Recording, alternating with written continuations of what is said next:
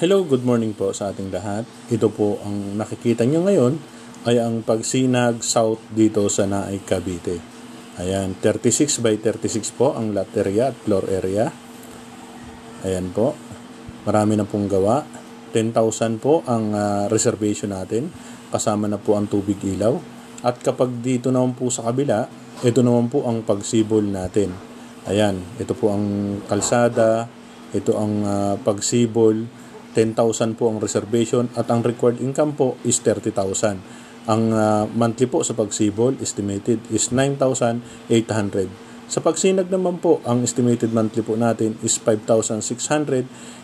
850,000 po ang TCP. Ayan, pili na po kayo dyan. Pareho po itong no down payment. Kasama na po sa 10,000 ang tubig ilaw. Ito po ang turnover unit ng pagsibol natin dito sa Phase 5. Ayan. Ayan po. Bear type po siya. Ang floor area po niya is 45.5 at ang lot area po is 54 square meter. May parking area po sa gilid na 2.5. Ayan po. Naka-sliding window na po siya. Ayan. Kayo na lang po ang maglalagay ng partition at kesame. Kayo na rin po ang magpapatiles. Ayan. Ito naman po ang turnover unit ng pagsinag natin na may sukat na 36 by 36. Ayan. Ang monthly po natin dito, ang estimated po is 5,600. Ayan. Lahat po dito is main road. Naka-sliding window na rin po siya.